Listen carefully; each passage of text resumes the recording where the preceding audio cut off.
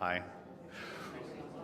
We're going to get started now, and we have just a short video to introduce you, for those of you who aren't familiar with the National Consumers League, to NCL, and then we'll have our Executive Director, Sally Greenberg, give a few opening remarks. Thanks.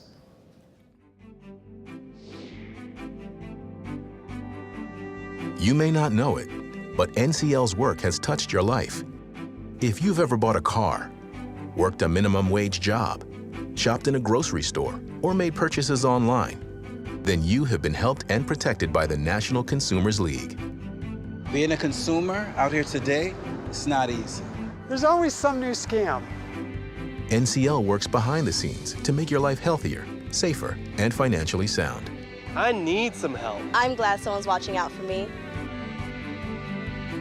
The National Consumers League is America's oldest consumer organization. Our job is to listen to consumers and workers, giving their concerns a voice in government. We educate, providing tools and information so you can make smart decisions. We advocate, protecting consumers from fraud and corporate greed. And we build bridges among business, government, and labor. NCL's Fraud Center has led the fight against scam artists for more than 2 decades. We really have to go toe-to-toe with these fraudsters. We've helped millions of Americans avoid fraud schemes and recover losses. We send monthly fraud alerts to thousands of subscribers, covering hot trending topics like emerging internet scams, identity theft, and the newest forms of fraud.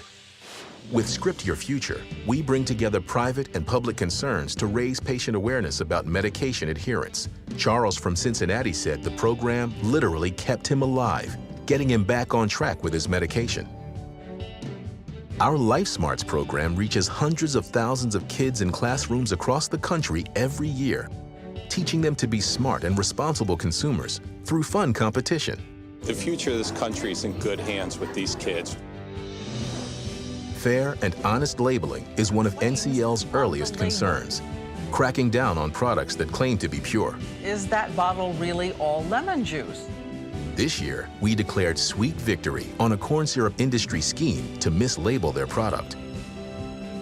And NCL is the only consumer organization that works with labor on issues like worker safety, raising the minimum wage, paid sick days for all workers. And we take special pride in our Child Labor Coalition, dedicated to ending child labor in the U.S. and abroad.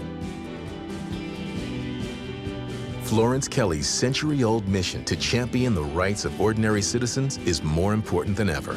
Only now the issues are bigger, more complicated, and going global. Thanks to your support, the National Consumers League remains steadfast in its mission to protect, safeguard, and educate American consumers and workers. NCL has your back.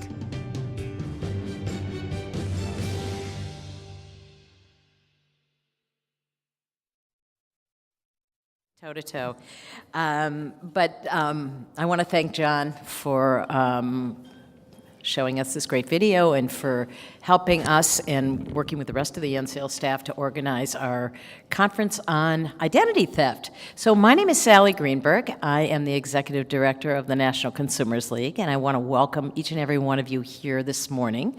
We're going to have a great couple hours discussion on this form of fraud that is a much bigger problem than I think any one of us realizes, but really hits so many Americans every single year, that we need to do a much better job of getting a handle on it. And I think we'll have some of those tools, and we'll certainly have a very robust discussion today about how we're going to launch an effort really to combat identity theft in a much more robust way. So I hope you enjoyed the video, the introduction to the National Consumers League. Many of you are already familiar, I hope, with our fraud.org campaign. And all that the campaign does to fight back against online scams and cons. Our mission at NCL, as you can glean from the video, is actually quite diverse. It includes child labor, wage theft, medication adherence, food safety, and teen financial literacy. But our work on fraud always takes center stage. I encourage you to learn more about NCL by scanning the QR code on your agendas and visiting our website at nclnet.org. For more than 20 years, NCL's been working to protect consumers from online threats, first with our fraud reporting hotline and now via our newly redesigned fraud.org website. We collect and share consumer complaints, with the consumer's consent, of course, with a network of more than 90 federal, state, local, and international law enforcement partners, including the FTC's Consumer Sentinel database.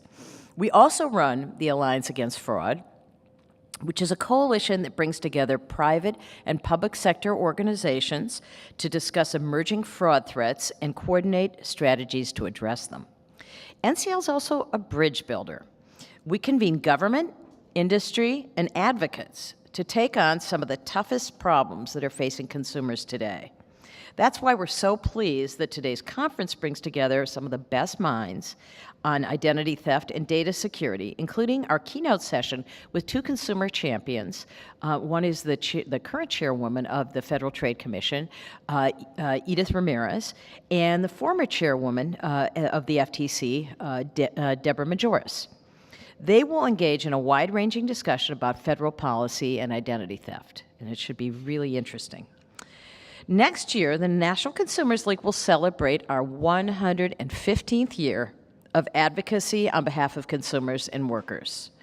When Florence Kelly, and you saw a picture of her in one of the first frames on the video, when Florence Kelly began the National Consumers League in 1899, the big threats to consumers were adulterated food, quack medicines, overcrowded tenements, and dangerous products. Kelly and other pioneers could never have envisioned the incredible information revolution that has transformed our society. But what they would have recognized is how unscrupulous actors have put new technologies to use, not for the public good, but to enrich themselves at consumers' expense via the crime of identity theft. The scope of the identity theft problem is indeed sobering. In 2012, identity fraud affected 12.6 million American consumers, or 1 in every 20 adults. Losses stemming from identity theft cost the U.S. economy nearly $21 billion, costs $21 billion every single year. And 61% of respondents in a survey last year stated that identity theft is their biggest privacy-related worry. And identity thieves, not surprisingly, are becoming more organized and dangerous than ever.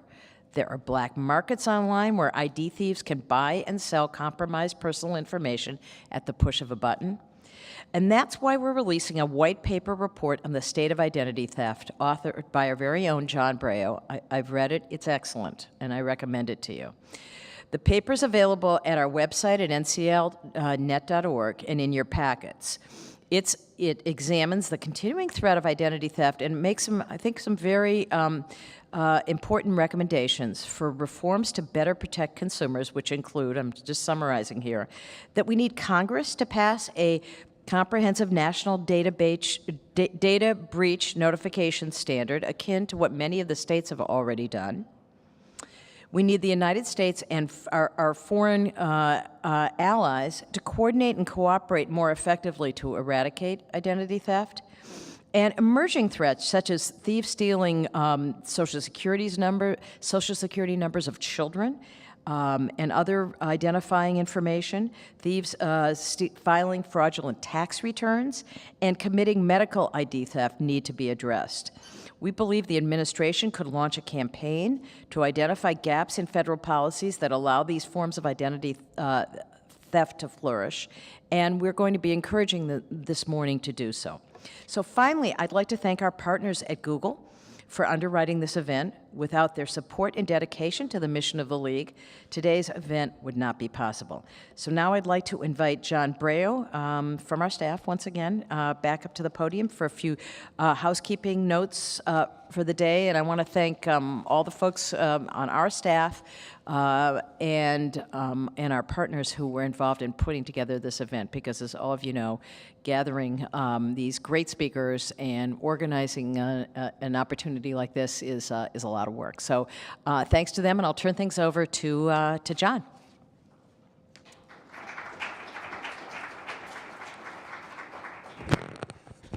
Thanks, Sally.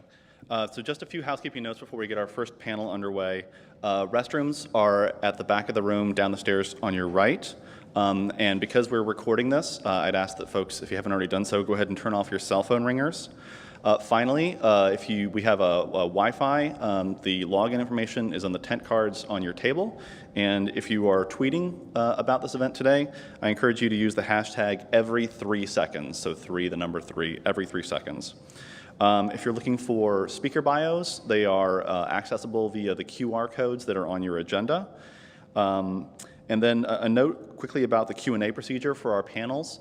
The first panel of the day, that'll start in just a minute, and then the last panel of the day, we're going to have roving mics going around so you can raise your hand and ask your question that way. For our keynote session, however, we're doing a moderated Q&A, so if you could, there should be note cards on your table. If you just fill out your cards during the session, hold them up, we'll have runners coming around to collect them. So lunch will be put out at 11:45, and there are breakfast and refreshments in the back. I see many of you have already taken advantage of that.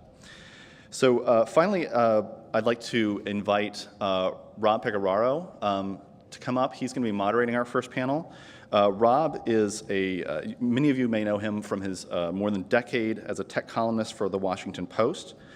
Today you can find him writing for a variety of outlets across the print and online space, including USA Today, Ars Technica, Boing Boing, and CCIA's Disruptive Competition Project blog, just to name a few. So Rob, please come on up, and I can invite our very first panel to come up as well. We'll get you set up here, and we'll get started in just a second. Thank you. I'm Rob Pecoraro, or so you've been led to believe.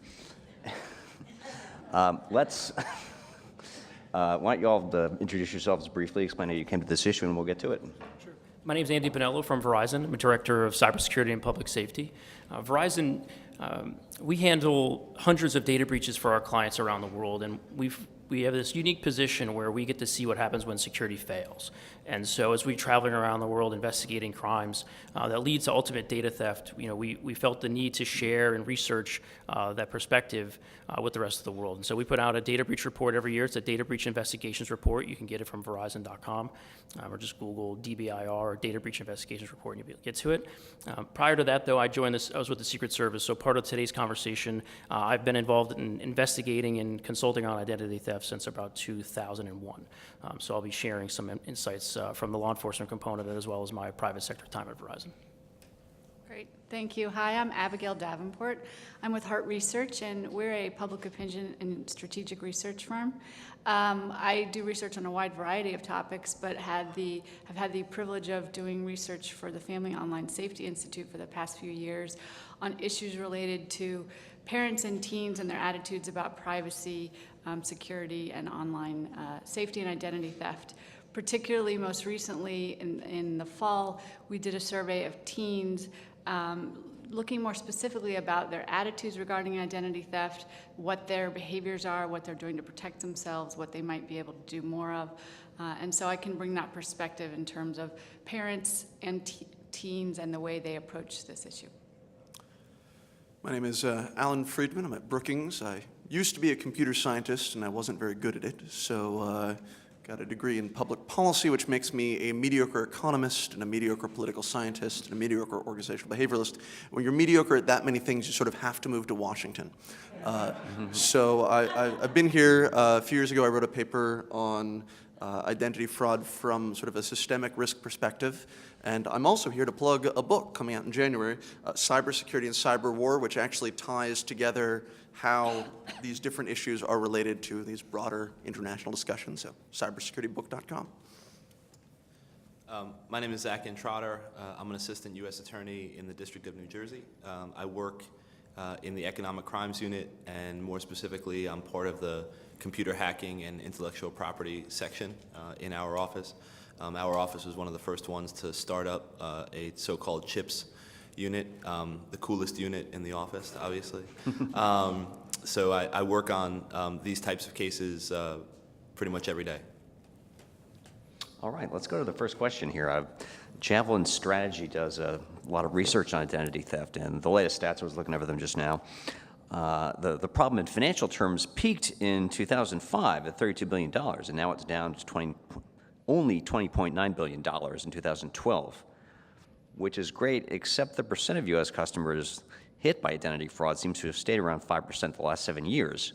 So is it just has the profit margin been driven out of this, but not enough?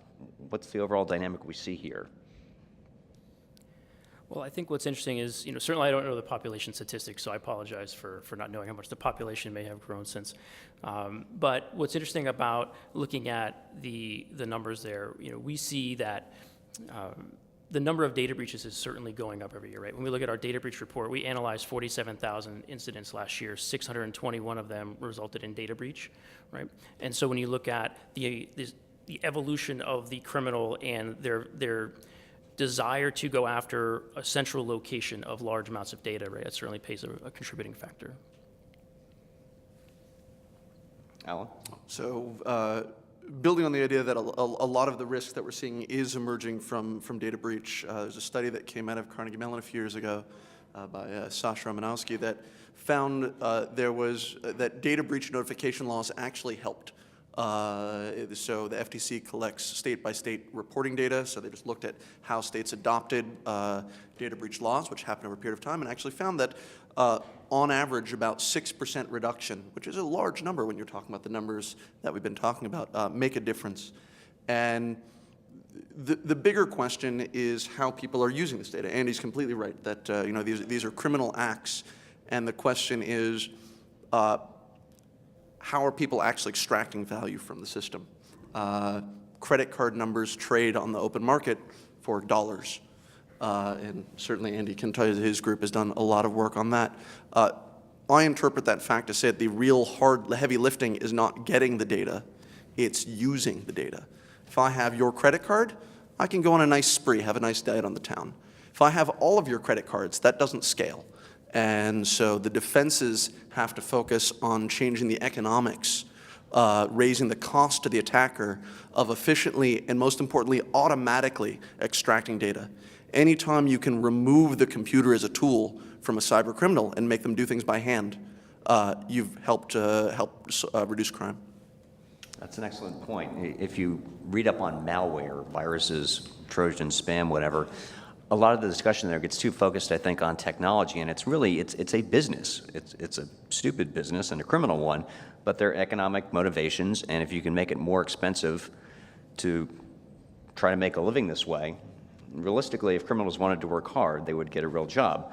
So, well, I hate to disagree right out of the box, but no, that's why we're here. No, but I think a lot of the criminals that we look at, especially the sophisticated ones, really do treat it like a job. So I get up in the morning and go to work.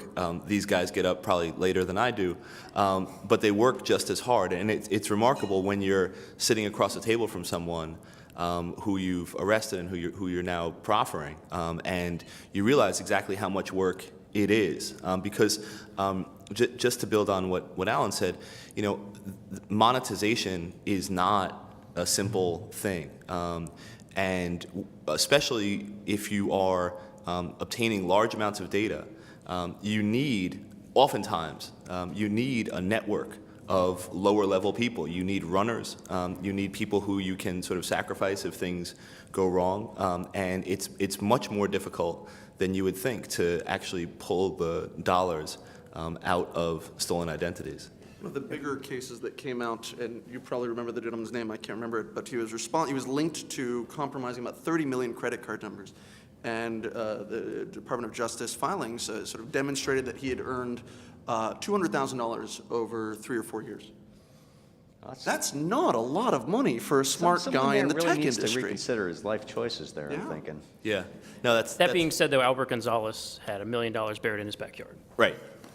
So, what we're focused on here, I think, is the infrastructure that the criminals are leveraging, right? And over time, and you'll see as we kind of go through the panel today, the evolution of the cyber criminal and the infrastructure that supports them has evolved, right? Those that were committing the crimes that were impacting us 10, 15 years ago are now the ones that are commercializing and industrializing the underground, right? The commoditization of malware, leveraging bulletproof hosting and other types of infrastructure for making it much easier for most that wouldn't have a programming background or computer science background to engage in cyber criminal activity.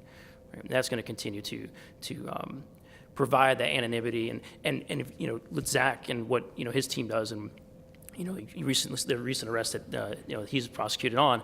I don't think the public truly understands how difficult it is to merge the online identity with the real world identity.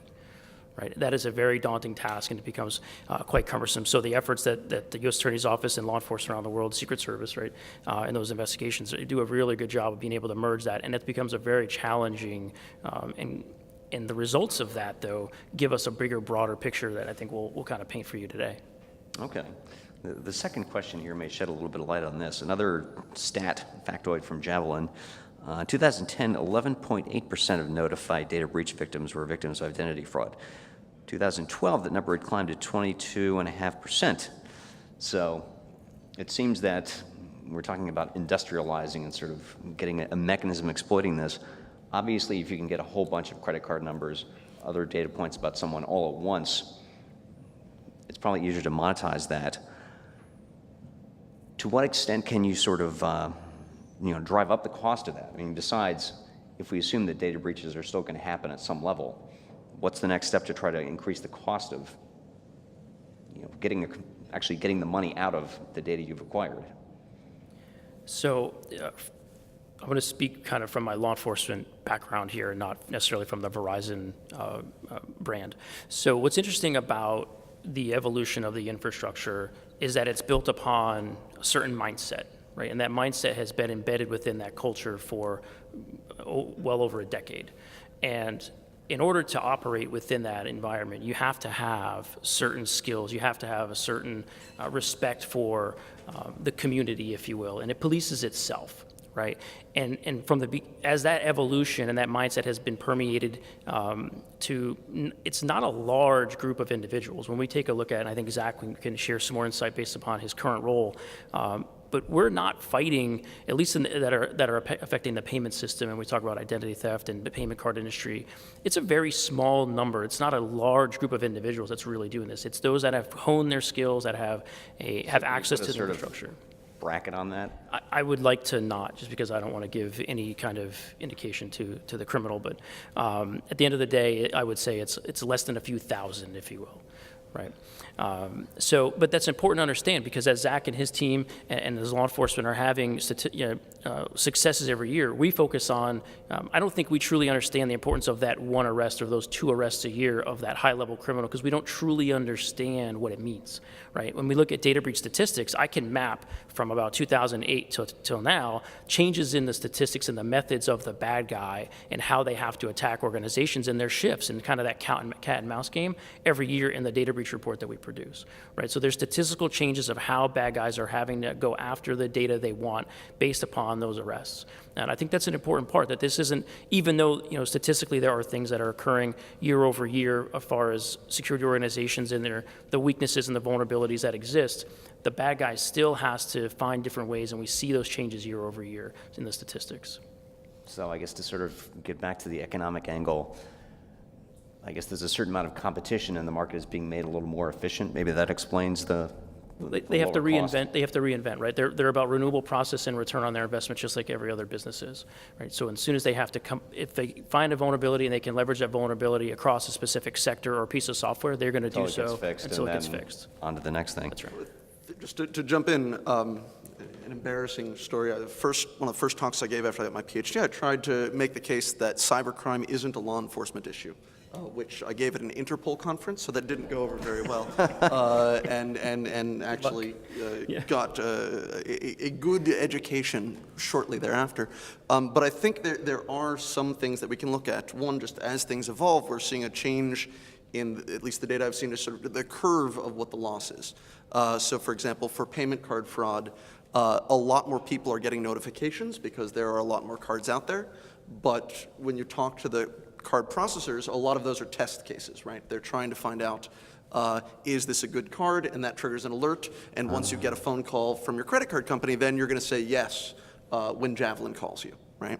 So we need to understand the data in the different types. Similarly, when we're talking about the organizations, banks have been interested in understanding the value of their own internal credentials, protecting their brands against phishing, right? They go after phishing websites that are their brands.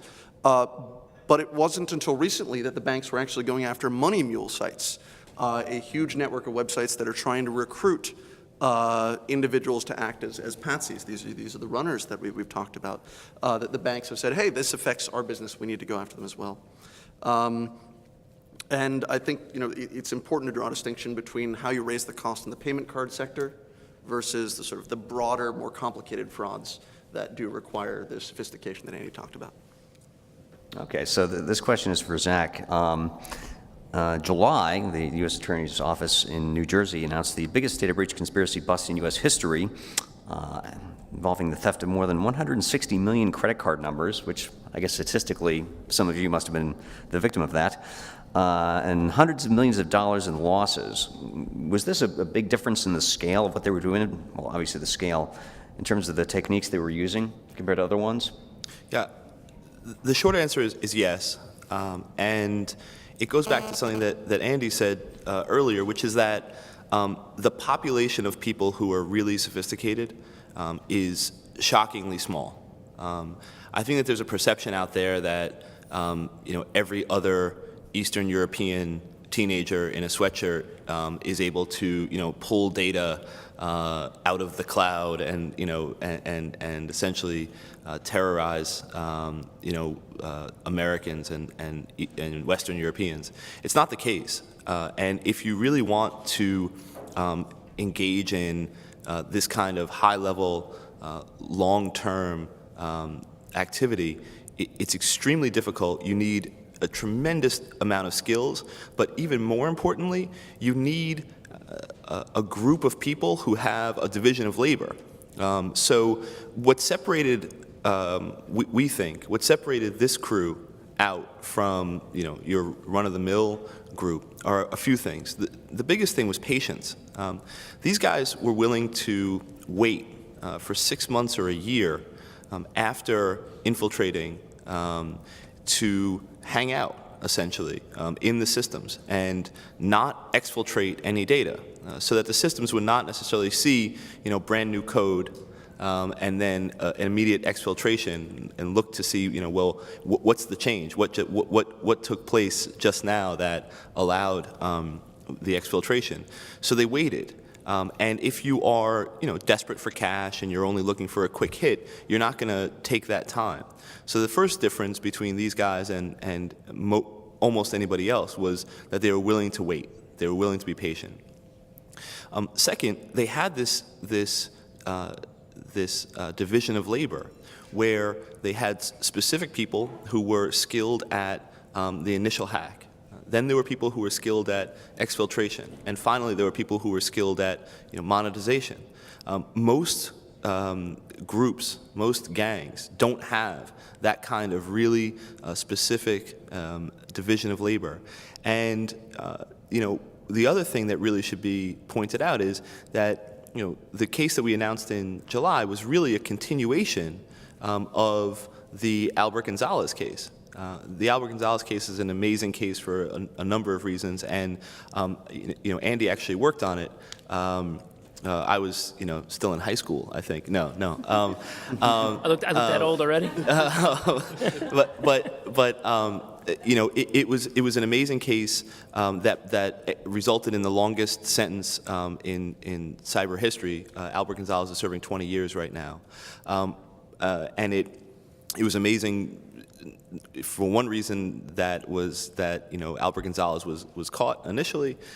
He flipped.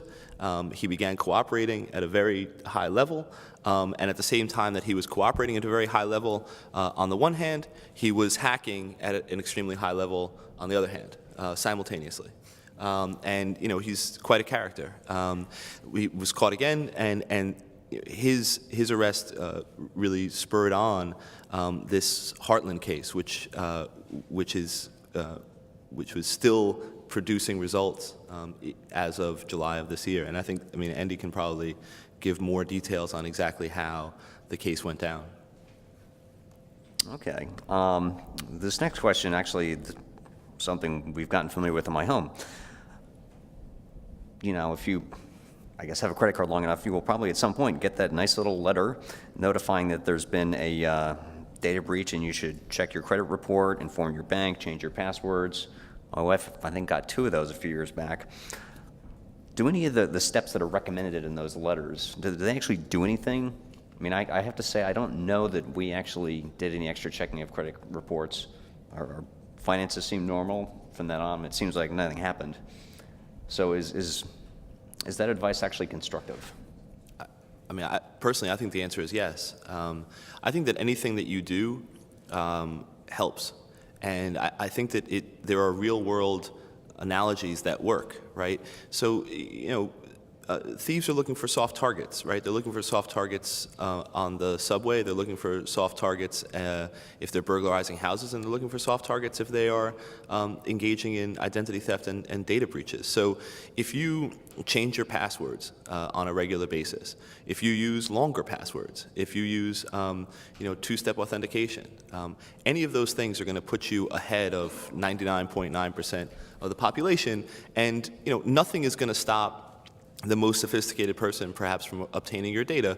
But if you get to the next step and it's time for monetization, and your data, your information is a little bit more difficult to obtain, why would they spend the time, if you're just a regular person, to obtain it, as opposed to going down the line and finding the person whose password is 1234, which is not a good idea. Right. So all of those things work. Longer passwords, changing your password. The head of the FBI's cyber unit in New Jersey, he's now left, but I mean, he had a very cheap idea that would be extremely useful and extremely effective. He said, anybody can go out these days and buy a laptop or a desktop for $300. Right? You buy a laptop or a desktop for $300, you set it up in your house, and the only thing that you do on that computer is your online banking, right? The only thing. You don't check the New York Times, you don't do your Gmail, you don't do anything except your online banking. You turn the computer off when you're not using it, right? That would make your bank information a lot more secure.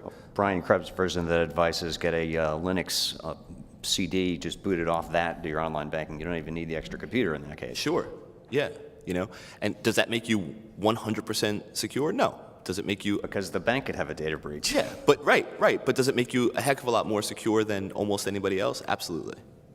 So there are these steps that you can take, and the answer for each one of them is yes, all right? So I would agree with the fact that it is valuable, right? We all play a role in protecting data, and if you look at this on a broader level, right, we touched on earlier, all this revolves around an act of a criminal, right? And so anything that we can do, A, to protect ourselves, right, and also give some sort of assistance to law enforcement in their efforts to try to combat this crime or these threats, right? Every major data breach that we've read in the news that resulted in identity theft leads back to the street on some level, right? So if you report something that happens to you, then law enforcement can take action. Eventually, that kind of all adds up to to give law enforcement more information on kind of and leads to work off of, right? Albert Gonzalez, his initial arrest was at an ATM in New Jersey or in New York. Right. So everything goes back to being, to the street. I think we forget because it's hard to demystify cyber, right? It's hard to put a face to cyber, right? But it's being conducted by real humans with real skills, right? And they all live and walk. I mean, they could be anywhere at any time, right?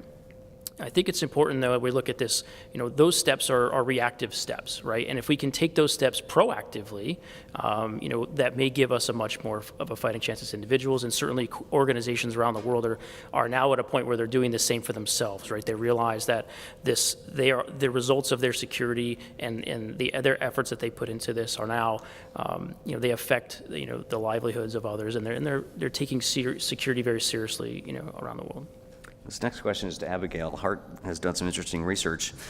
Two numbers. I guess you found that only 11% of teens said they felt personally vulnerable to identity theft, but only 20% of teens said they had posted all of the following: full name, date of birth, self-portrait, name of their school, and email address. So do you think that they are more or less vulnerable to ID theft than in the past? The gentleman here would know more in terms of the law enforcement side and the technology side, but in terms of the behaviors and what teens say they're doing, I think just the virtue of the fact that there are so many more platforms they're using, there's so many more opportunities for them to be sharing information about themselves, and they are doing so, it would suggest to me that, you know, the threats are greater now than they were in the past. Interestingly, teens, the issue of identity theft is on their radar. People have talked to them about it. The idea of the security of their personal information is something that they are cognizant of and that they say is a concern for them. But there is a disconnect because they're teenagers. They don't really see that they would have anything worth stealing. They don't personally feel particularly vulnerable. They make a distinction between themselves, for instance, and their parents, and recognize that when someone's an adult, they perhaps do have something that can be stolen, and they mostly focus on credit card fraud. The idea of credit or a credit history is not something that teens really are aware of, much less, even in some focus groups we did, we tried to sort of talk about that a little bit, and it just kind of goes over their head. It's more concrete for them. If you have a credit card and someone can steal that number, and then you're on the hook for whatever they've charged, that's more concrete. So I do think that there is an awareness there, and the question is, the FTC's report showed that 18 to 29-year-old cohort, people there, or particularly the prevalence of identity theft was higher there, and these folks may know more about those figures. But I think the question I would have is, there's an awareness there. They don't particularly feel vulnerable now, and there's clearly room to educate kids and parents about what teenagers can do. There are some things they are doing. For instance, using a variety of passwords. About 54% of teens say, yes, they do that. On the other hand, they recognize that as the most helpful thing they could do to protect their information. So there's a lot of them that still aren't doing it. There is a bit of a disconnect, and in the focus groups they say, well, that's kind of complicated and burdensome, and the idea of a dual authentication, you know, I log on to Facebook 20 times a day and I have to do that every time. So there is this convenience factor which overrides any particular personal vulnerability they feel. But I do think there's the question of, are they going to age into adulthood when they go on to college and when they go out into the, quote, real world and start to take out, whether it's loans for their education or credit cards or other things, and are they going to bring an awareness of the issue that I don't think was there as much for previous generations, whether they take the steps to protect their information as needed in a more comprehensive and complete way will remain to be seen. But I think that the threat is greater now, but there is an opportunity because they do seem more aware of it, and they recognize that once they become an adult, once they get a credit card, for instance, then they are particularly vulnerable. And will that play out in terms of their actual behaviors? To avoid having this seem like a what's wrong with kids these days, I might as well share this anecdote from my own past. When I was a college student, the laws of the District of Columbia were a little looser with what sort of IDs would pass muster, so I made a fake ID based on my college ID. My college ID had my Social Security number on it. This was 1989, which I then put on my fake ID too, because sure, why not? So I think today's kids are a little smarter than I was. Can I just piggyback off of one thing? And this is above my pay grade, but of course, as a federal employee, most things are. Look, the sort of harsh reality, if you want to call it harsh, is that security and convenience are in constant tension, and we should all recognize that. And you know, corporations need to recognize that, right? Because there are some times that that corporations perhaps make it easier to access, you know, legitimately access your data than it maybe should be, based upon, you know, their understanding and their history. But they want to provide their customers with the most convenient and best possible interface, their best possible experience they can, and they're afraid that if their services are harder to use than their competitors, then people are going to migrate to their competitors. But we're all responsible. Everybody's responsible for taking the steps that they can to make themselves more secure. But yeah, I mean, who wants to change your password every 2 weeks? Who wants to do the dual authentication? Right? It's a pain. But we should at least recognize as a starting point that these two things are in tension with one another. And I think if they recognized the personal vulnerability more, that tension would be greater, and they, might have a harder time always going down the road of convenience. Absolutely. One thing that's interesting, Rob, maybe there has been a change a little bit, but we did ask kids, this is online, is your Social Security number available online, to your knowledge? And then, 75 or more said their full name was, a lot of people said their school was, and other things. But only about 2 or 4% said their Social Security number was. And in these focus groups we did, kids clearly have been told, do not carry your card with you and do not ever give the number out. I think it's also worth noting that they don't know their Social Security numbers, so it's not something that they're going to share off the top of their heads. But they've heard this message, and that is something that, while they don't really understand why that's important, they recognize that a lot of people are telling them that is something that you shouldn't share with anyone. Right. If I could just add one last thing. So I think it's important as we talk about, are they more vulnerable, are they not vulnerable? It comes down to the motivation of the attacker, right? Certainly the attack surface, right? The more data we put out, whether you're an adult or you're a teenager, we don't all know where that data goes, right? But at the end of the day, it does come down to some extent what the attacker wants. The next question may speak to that. This one's to Alan. You did a paper in 2011 on online identity and consumer trust, suggesting that what's under threat is not just specific credentials, but the whole identity layer of the internet. This part of it that was never part of the original architecture, but has sort of emerged organically through sites like LinkedIn, Facebook, Foursquare, whatever. How well can you still protect your identity while sort of documenting yourself through these different portals? This is why I hate the term identity theft. So as we usually conceive theft, if I'm going to steal Abigail's water bottle, we as a society have two things. One, we'll say, Alan, if you steal her water bottle, we're going to find a bit of your anatomy that you like, and we're going to chop it off. But we also say, Abigail, why'd you leave the water bottle next to a guy who looks like Alan? I mean, come on. Right? It's and we intuitively understand that we have a responsibility to mitigate theft, that it can't all be law enforcement. Don't park in that neighborhood. Lock your doors. Have insurance. These are all things that we intuitively understand going as part of the theft model. But what we're talking about is more of the case of me going to Andy and saying, Andy, I'm Abigail. Can I have my water bottle, please? And here's my business card. And he says, well, that looks like Abigail's business card. Sure, here it is. So again, if we wanted to stop that, we can go after me with a big knife and a dotted marker line, or we can say, hey, what can we do to empower Andy to make better decisions about whether or not the person claiming to be Abigail is Abigail? And there are a couple of implications for that. One is to compare the payment industry's response to fraud and the broader response to fraud, or the more complicated frauds. We have consumer protection laws in this country that were sort of actually fought against by the early credit card companies, but now turn out to be their best friend because consumers weren't afraid to adopt credit cards in America. I guess we can argue whether that was ultimately a good decision. And now we're made whole, right? It's inconvenient. We have to go back and say, hey, I didn't make that purchase. But most of the responsibility, the financial burden, rests on the banks who are in a decision to sort of align responsibility. This broader question of opening up new lines of credit or obtaining access to goods and services which require things like Social Security numbers, other information, which, by the way, if I see your Social Security number, I can tell when and where you were born.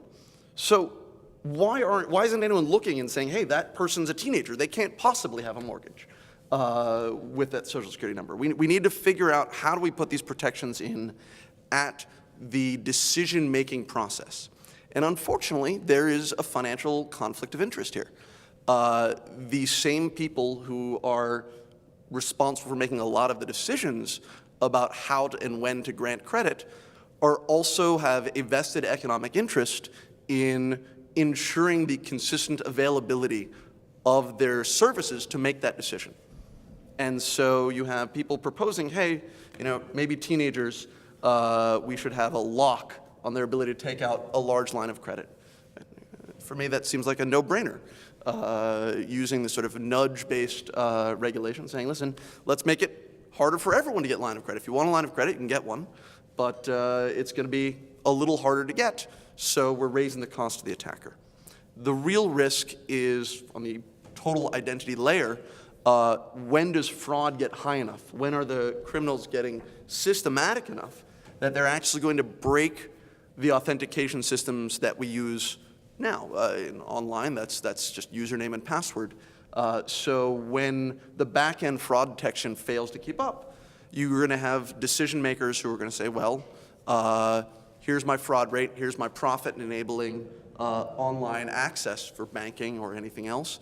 When that fraud rate gets too high, as a society, we're going to lose a lot of very important infrastructure that has made a whole lot of things cheaper and easier. Okay, this next question, so glad we mentioned we've been discussing passwords. A few years ago, the advice you get was sort of this very almost stereotypical IT department prescription. Long, complex password you can't possibly remember and change it every 90 days. And now we're saying, I think we've swung around to a little smarter view, which is that something like two-factor authentication, two-step verification, that's a better answer. Do you think that is the case? And if it's not, then what else is it going to take to ensure that it is not so simple to take over my account and then act as me? Sure. I can take a stab at that. So first of all, 76% of all data breaches that we investigate and analyze around the world, the attacker leveraged weak or stolen credentials, right? So to give you an idea, right? So two-factor authentication solves, right, that particular statistic. So from our perspective, right, that would be one mitigating factor, right? If you can employ two-factor authentication, it can work. Now, certainly there are some pieces of malware that have some unique capabilities that can bypass and do some sort of attack, have some capabilities that more sophisticated for target attacks. This then points back to how do I become you without interacting with you, right? And we kind of go back to almost to some extent the phishing, right? And the human factor. 95% of all state-sponsored acts that we investigated or were reported to us as had a state affiliation leveraged phishing, right? We partnered with a company called ThreatSim, and they contributed to our data breach report last year. And they found that, and what they do is they do phishing education and training for global organizations. So they sent executives and the rest of the companies that phishing email to see how many of them would click. And they found that after the first email, you were right around 22% click rate or so, and at about 7 or 8, you were getting upwards of 90+%. Right. So in reality, an attacker really only needs to send you or your organization 7 to 8 emails to have a very high 90+% success rate. Right. So when you start talking about return on their investment, right, for them, and then knowing that the lack of two-factor authentication continues to work, right, we need to employ some sort of strategy that helps them change that behavior, right, from a bad guy's perspective. It's interesting. I'm looking through the apps on my phone, and I've got Google Authenticator, which is great, works for my Google account, also works for my WordPress.com blog. I have it turned on Facebook and Twitter. That works pretty well as well. My bank will send me a code if it sees me log in from an unusual place. The problem is when I don't have that option. The business banking account I have, I don't think that's supported. I should know I'm a FiOS customer, and I don't think, does Verizon have two-step verification? I don't work in the FiOS department, sorry. I don't know. And so that's the thing. It's great when it's there, but if it's not there, then you're sort of left hoping that this provider that has all this important data about you either offers it or will offer it sometime soon. And I say this not really knowing a heck of a lot about the burden involved in setting this up internally. But do you think this is going to be something that's going to be a commonplace thing right after you set your username and password? You know, give us your mobile phone number so we can have that as a backstop. So you know, certainly we as a company take great strides, right, in security efforts to protect our consumer data and the privacy of our customers' data, right? But as we look at solutions that we create and provide, we build solutions based upon the statistics of our data breach report, right? We take a look at what is happening in the threat landscape, what is failing around the world, and then how can we offer solutions to mitigate that, right? So some of the things that we do offer, right, and we work on developing stronger authentication methods, right? We have one of the largest PKI infrastructures in the world. We offer, you know, a lot of authentication strategies through our mobile device. Right? At the end of the day, like, that's a very important problem that we as a company are, you know, committed to solving. Yeah, this also brings up, you know, for two-step verification to work in a way that's sort of going to be palatable, you sort of can't have it happen all the time.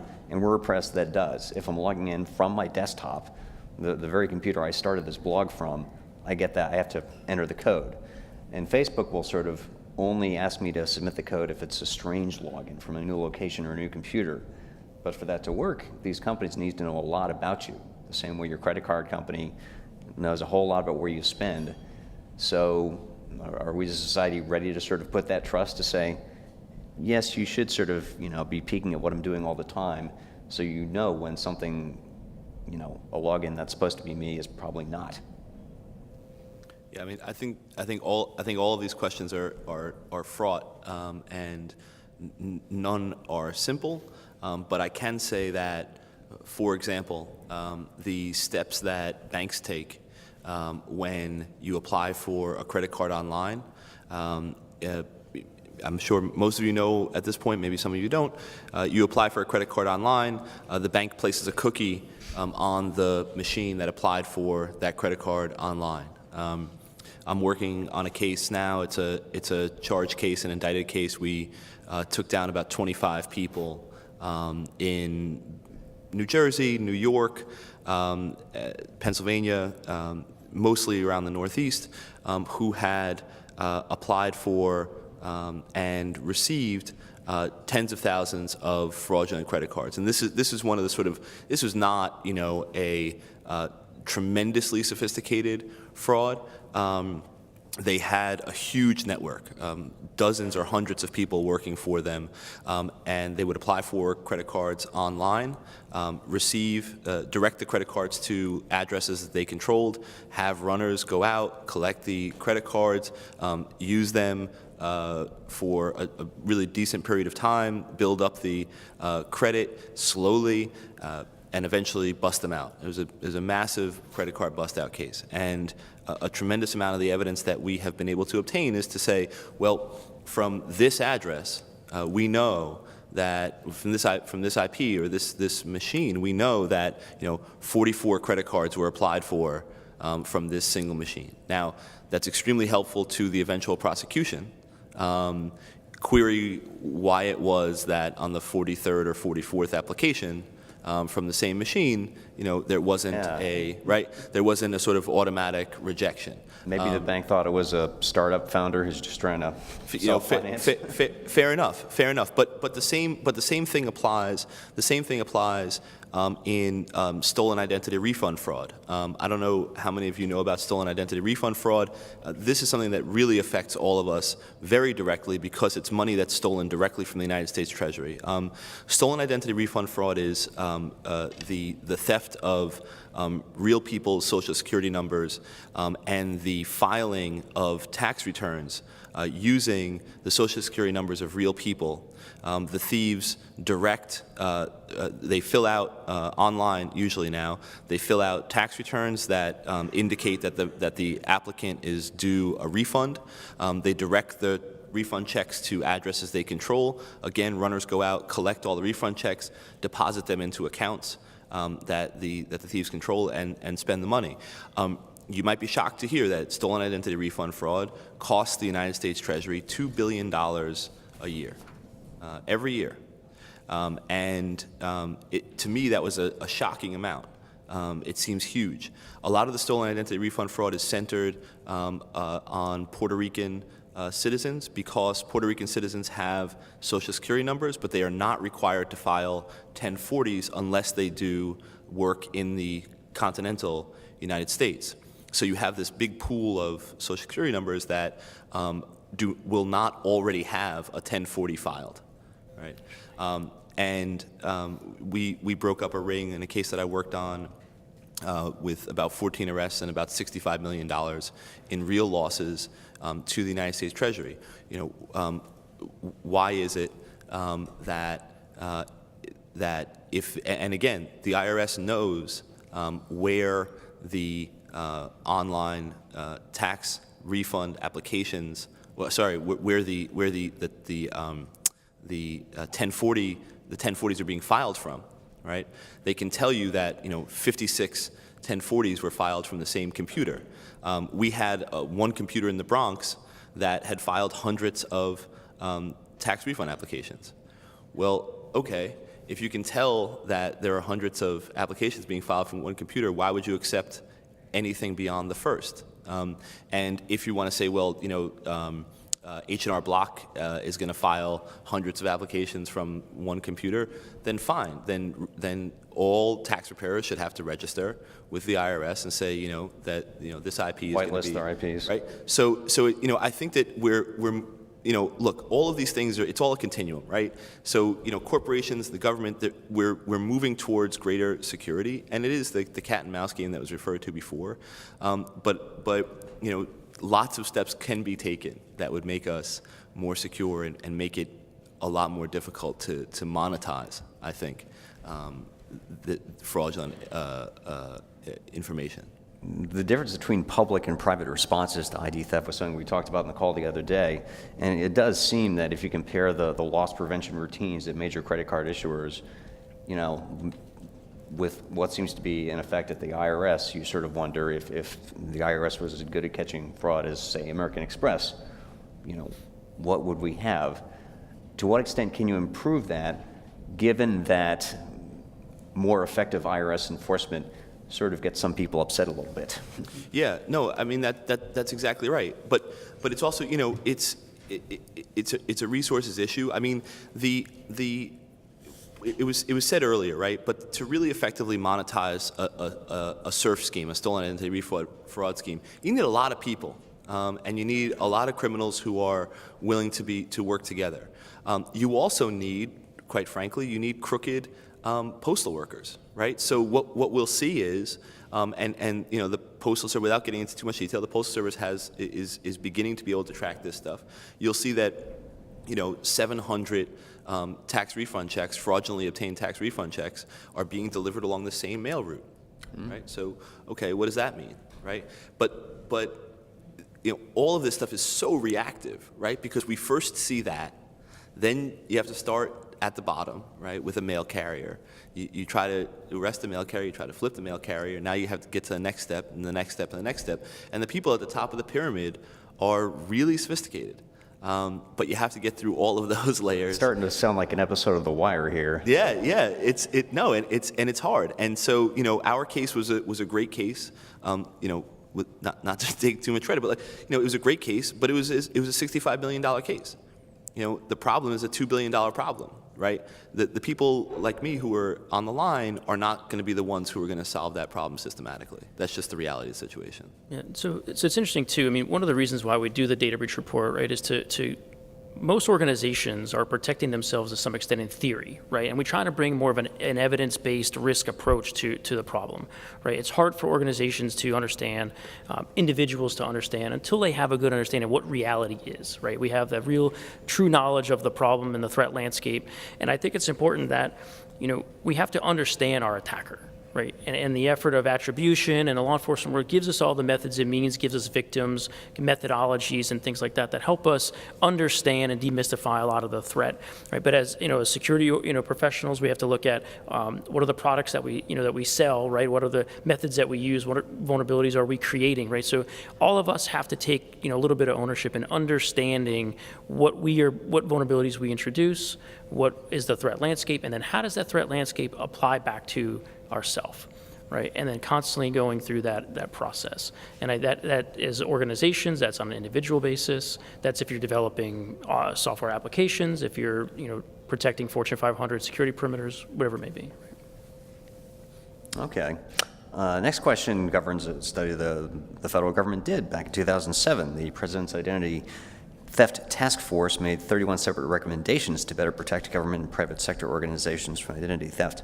Of those 31, and I confess I don't remember them all off the top of my head, which, if any, have you seen as being most effective in lowering identity theft rates? And I like the red flags rules, which grew out of this, and it basically is, I think, a very lightweight approach to regulations. It doesn't prescribe particular processes.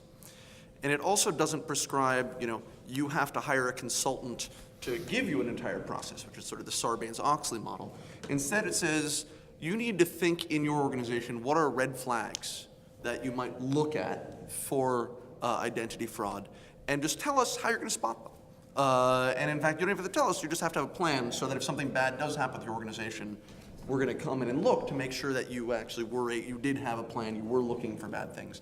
And that is, I think, a very nice lightweight model of the government identifying risks without being overly prescriptive in a way, because information systems vary so much across companies, you can't have a one-size-fits-all model. Abigail, Andy, Zach? I mean, I think it all comes down to, at the end of the day, not pointing out one specific, recommendation. I think it just comes down to, as we evolve, right, and we look at the landscape, and it's constantly changing, and with that changing model, being able to point it to yourself, right? I try to tell organizations, and to some extent this, goes back to individuals as well, is that you're your best intelligence source. Right? A lot of the threats and the things that happen to us from a security standpoint happen to us that we don't know about, right? And I think the efforts here, and when we talk about the red flags piece, the job is for us to look at ourselves internally to focus on what is it that's happening to us so we can then detect things, right? If you look at data breach and data breach notifications, 86% of all data breach victims last year were notified by somebody else. Right. So I think that's the important part, and I think where Alan's going there is that with the red flags portion of it, I think that's a big part, just getting us to point our optics in perspective internally to see, and then understanding the landscape outside of us and pushing it back in. Yeah, I will say the recommendation I liked was don't use Social Security numbers so often, to revisit my earlier example. And yet, at healthcare.gov and filling out a global entry application, I think I had to provide my whole SSN both times. Sometimes you can't get around it. So, and I guess I want to jump in here because there's an important point to make with regard to how we build systems. The Social Security number is absolutely critical. We need them and we have to use them. But we have to treat them as an identifier. You know me as Alan Friedman. That's not a secret. At least I hope it's not. I have a book coming out. But the distinction is that we've also decided to say, well, it's also an authenticator.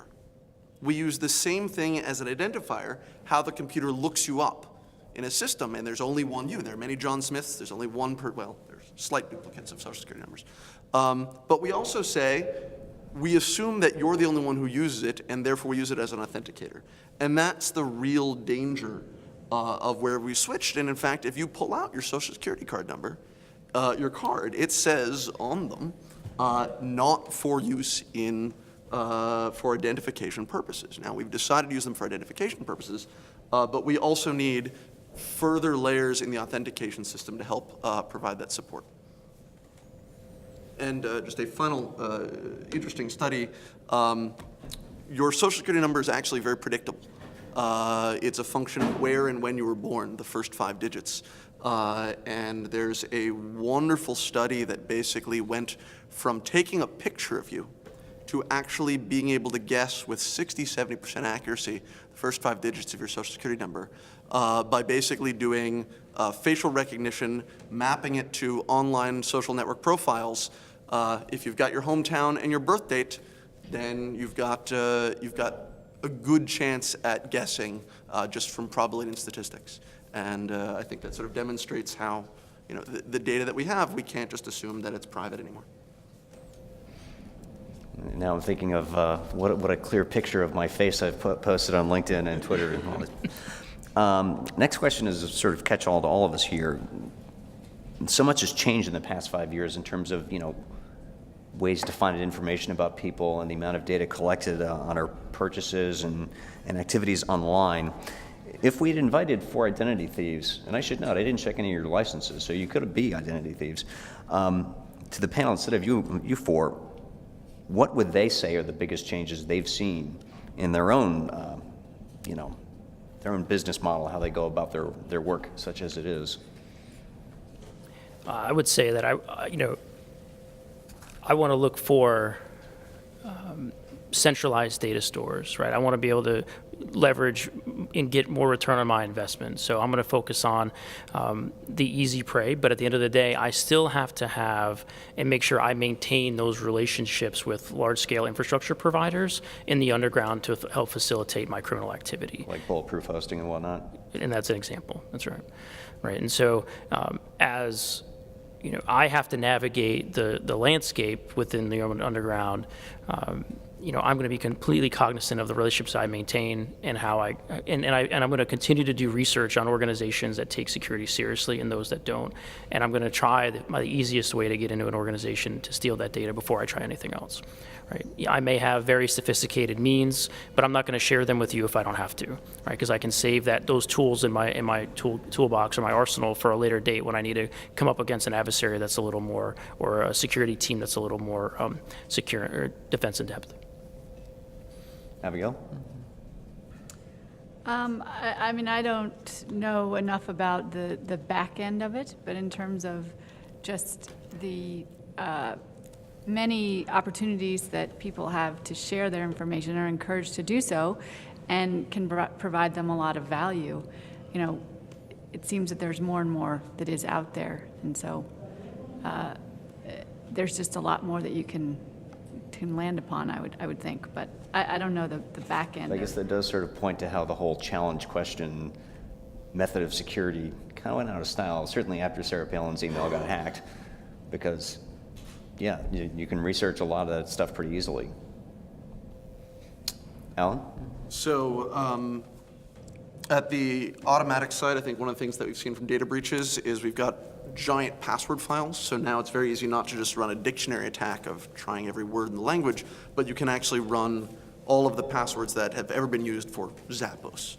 At the garden variety sort of retail local level, where I think you see the more insidious crimes, there have been 2 things that have changed. One, fake IDs have become a global business, predominantly driven by American university students. So, you can get large amounts of very good quality IDs. Instead of having to rely on some guy in their basement, you can there's someone with a plant in Shenzhen who's going to make them for you. And also there is anecdotal evidence of successful criminals using some of the defenses that we've set up as sort of an autoimmune attack, essentially. If you are a clever criminal who is just trying to really exploit a small number of people's identities for a large gain, you'll start affirmatively asserting that the real Mr. or Mrs. is the identity thief, and that will just gum up things in time and give you a lot more time to extract value and get away. I think there's a couple of things that are interesting.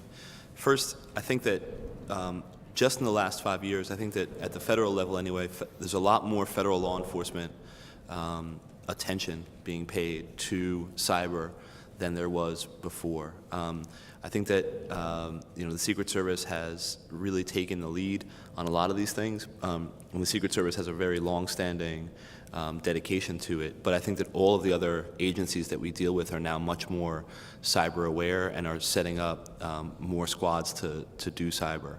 So that would make me a little bit nervous as an identity thief. What would make me happier is that obviously in the last 5 years there's been an explosion of, and this will continue, there's been an explosion in the sheer amount of data that exists, right? So, and that's going to continue, perhaps geometrically, perhaps not, but certainly there's going to be more data that's online tomorrow than there is today. It's an obvious point, but right? And that's going to continue. That trend's going to continue, so I'd be happy about that. One thing that's sort of interesting to me and to the folks that I work with is that it seems, and this is all apocryphal, but it seems as though there is less of the sort of original hacker mentality among cyber thieves, whereas it used to be that the thrill of the chase was much more of a shared kind of ethos. That if you could get in and you could show your skills and you could prove yourself to the community that you are in, and let's not fool ourselves, right? I mean, these folks who are in communities, they know of one another. It is really a much more tight-knit community than you might think, at least at the higher levels. So it used to be that you could show yourself, you get in, you get out, you could demonstrate that you could exfiltrate data, but I don't think that it was as organized in the dedication to monetizing breaches as there is now. I think that unfortunately, I think that cyber criminals have become more professional. And I think that that's a trend that we've been trying to deal with, and we will continue to, because it's gotten away from the sort of, I don't know if it was ever like an idealistic group, but certainly there's more dedication to getting paid than there used to be. Such good capitalists. Yeah, Rob, if I could add a couple things to this. So, as we talk about the landscape from the criminal's perspective, that's changing, right? The Russian government has come out recently and has publicly stated, if you're a Russian cyber criminal and you're hacking, and committing crimes outside of Russia against other countries, you should not travel outside of Russia, right? And so, especially to countries where the U.S. has extradition treaties to, right? And so that is something that's been publicly, put out by the Russian government, right? To kind of say, hey, their law enforcement around the world is, working together, and I think the same is the same for security organizations around the world. Companies, especially in the financial sector, are realizing that we can't fight these adversaries on our own anymore, right? And so I think that's an important part. The other thing, as an adversary or as a bad guy, I would also say to the group that,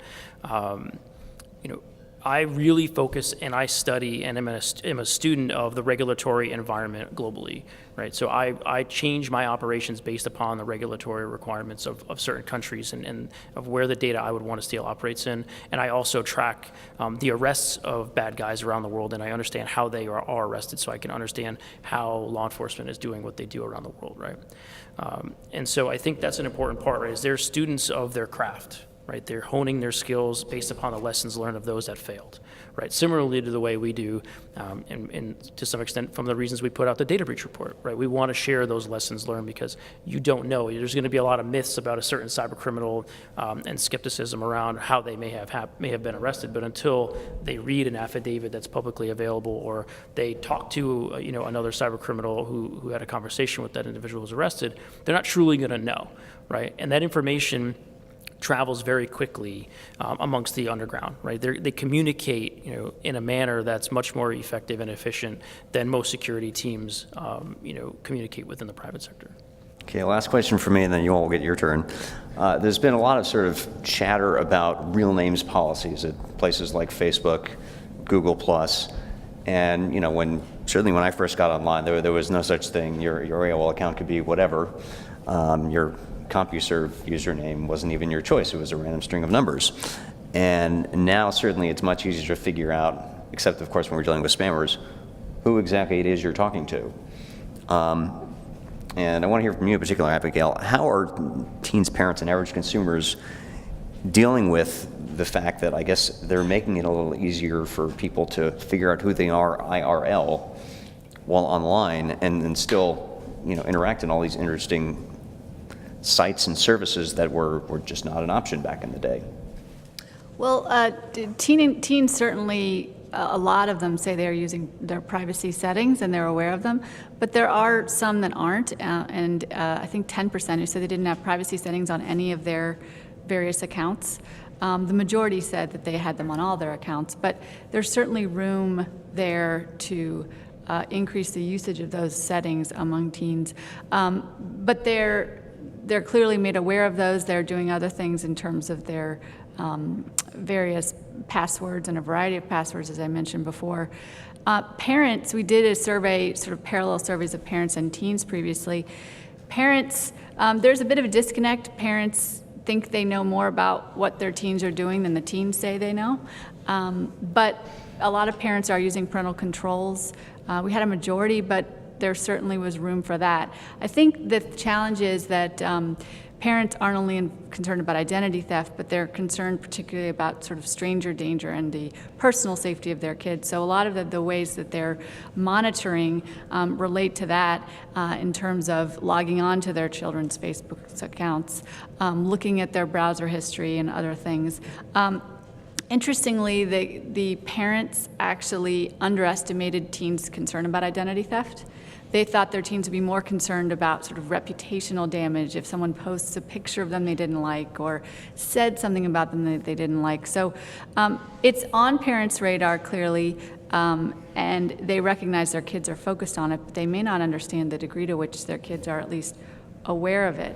But I think the challenge that you're highlighting, Rob, is that they're encouraged to give a lot of information. And so how do they balance what is okay and what is part of the experience versus maintaining that privacy of their information? And it would just the conversations and the surveys that we've done would suggest that there are some challenges that they're having in navigating that.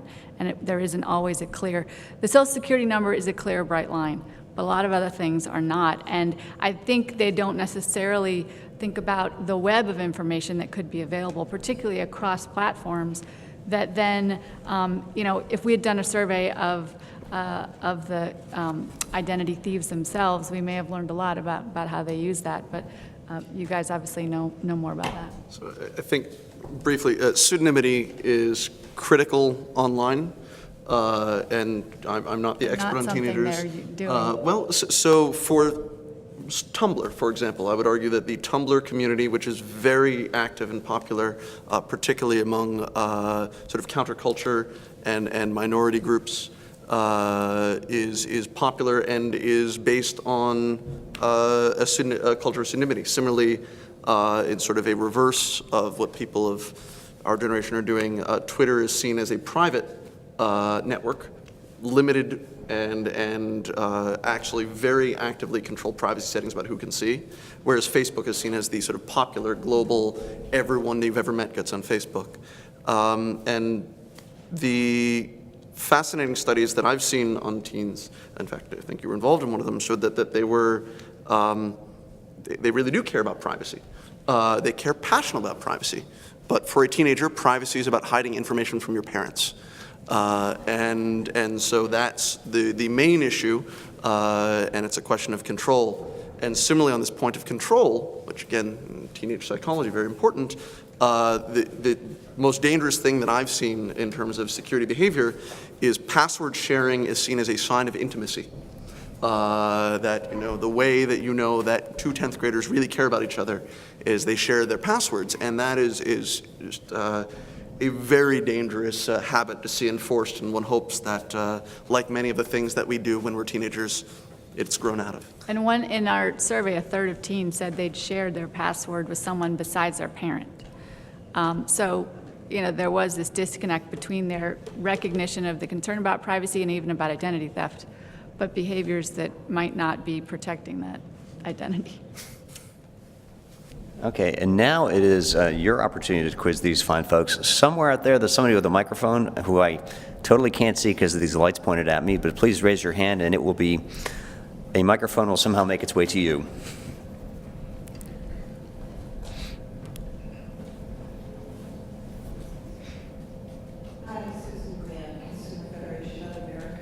So if breaches are the main source of identity theft and fraud these days, should there be a law that says that breached entities have to pay damages to breach victims automatically, perhaps a set amount or actual damages, whichever is greater, as a way to incent the holders of consumers' data to secure it better?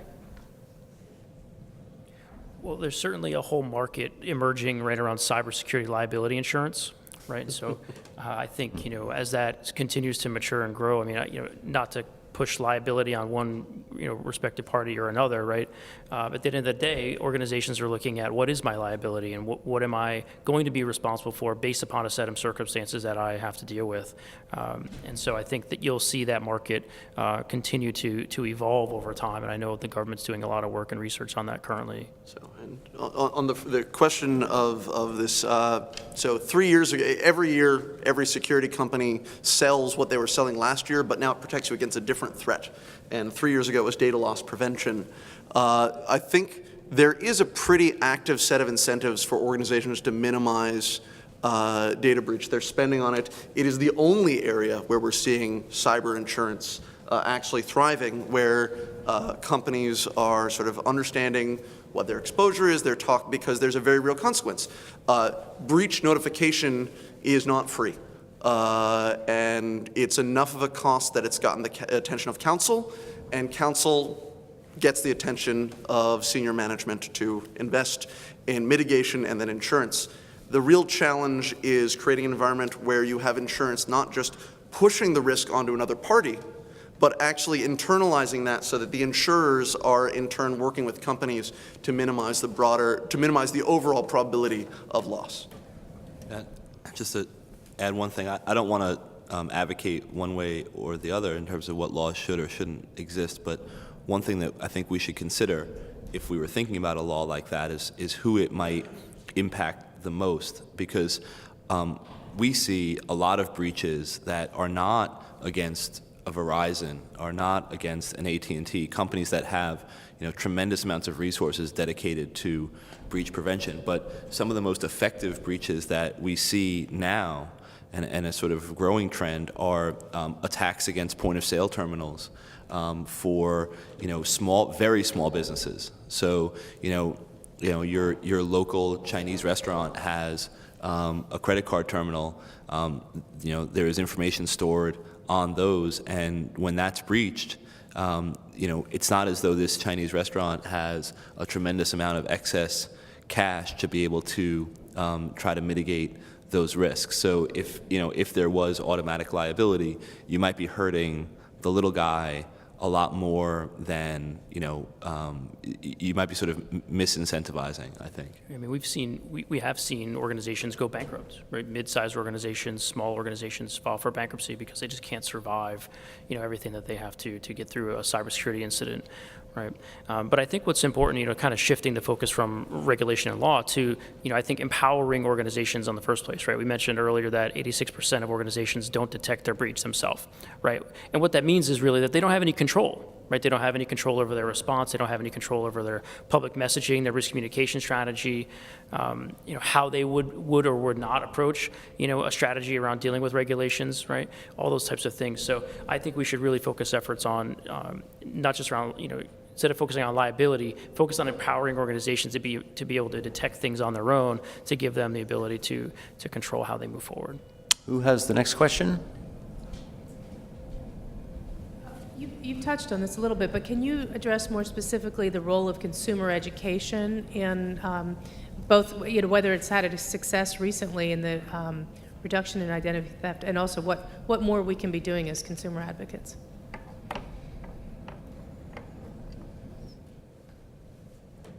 I mean, certainly, education is always a great tool, right? It's never, I don't think you can have enough of it. I mean, I think as the landscape for the cyber criminals is becoming easier and easier to monetize and to leverage criminal activities, I think it's important for us to truly understand and train and make aware the threats, right? Not just the behaviors of what we do and how it can be done, but that this threat does exist. And I think the more awareness we can give around the threat, I think we should continue to do so. So the usability is key. And sort of helping consumers understand their actions in context. One thing to say something, it's another thing just to say your password must have all of these things. There's a great tool that just launched this week out of Microsoft Research called Guess My Password, or Password Guesser, some variation there, where it's hosted by Microsoft Research, so but they are encouraging people to enter their password letter by letter. And what it will do is it will try to predict what the next letter in your password is as you enter it. So you can see that the computer can read your brain and actually tell you what your password is before you've identified it. That type of tool is so powerful because it's suddenly, oh, yeah, this is how I can make a stronger password because I have this evidence immediately in front of me, immediate feedback.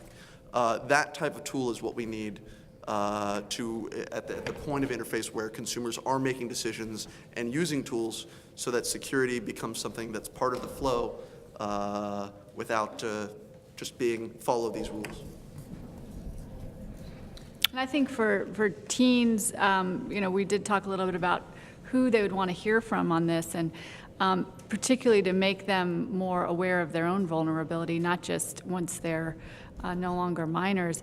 And hearing from someone who's experienced this, and maybe they're 19 or 20, and they went to get their college loan and were denied because their identity had been breached and their credit was no longer clean and good. So hearing from someone who's had that experience to make it more real, I think is particularly important for teenagers because it's just not as readily recognizable to them as something that could affect them.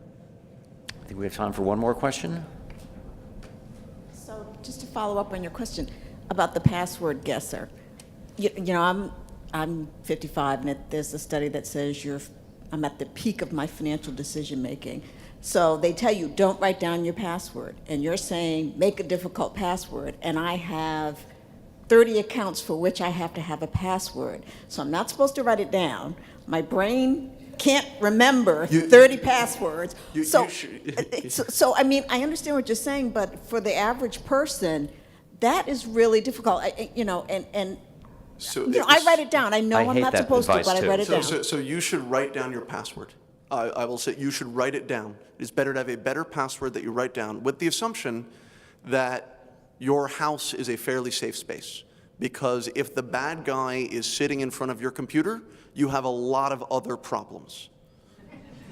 Yep. Yeah, I mean. So if you can't trust the people if you can't trust the people you live with, then that's a different thing. But assuming that that is a safe space, it is better to have that. And the other thing is we can talk about what the latest advice is. I would argue it is first your email address with which you do the most important things. Your primary personal email address should have the best password and should be changed regularly, because that is a key which, if compromised, can lead to the compromise of everything else. And then it is a good idea to have 1 or 2 or 3 classes of passwords, depending on what you do. It's okay to use the same password for Washington Post and New York Times. There's no need to have that kind of defense.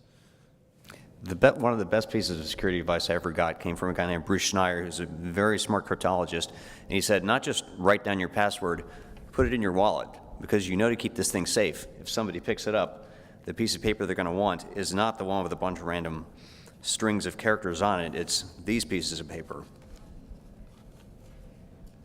I mean, there's a lot of different ways you can kind of go with this conversation, right? But at the end of the day, whatever we do, whatever you do, has to be something you can employ reasonably, right? And if that's changing your password on a consistent basis, right? I mean, understanding that adversaries are consistently keylogging, right, and putting malicious software on your computer that captures every keystroke you have, right? So that to have a really long, you could have a 100-character password potentially if the field allowed you to do it, and a bad guy could steal it without having to be in your home. Right, so we start talking about the issues around, multi-factor authentication, right, 2-factor authentication, right. Look at the applications that you use and what are the security methods that are being employed, right. Just so don't think that it's something that you need to constantly move your online identity, right? You have to move the way you authenticate. In the security space, we kind of call it shell games, right? So we want to move, like when I protect the president, we want to move him to different places, right? We wouldn't want it to appear to be the same thing all the time. You're going to do that in your online persona. You're going to do that in your physical, protection, right? So think in terms of that. How do I make it harder for the bad guy to know who I am, where I am, and how to get access to me or the things that I own, right? And if that's changing your password, then that might be a strong strategy for you. With that, I think we were supposed to, we have a stop at 11:45. It's 11:44. So I think you can quiz us offline afterwards. I want to thank you all, and thank you as well.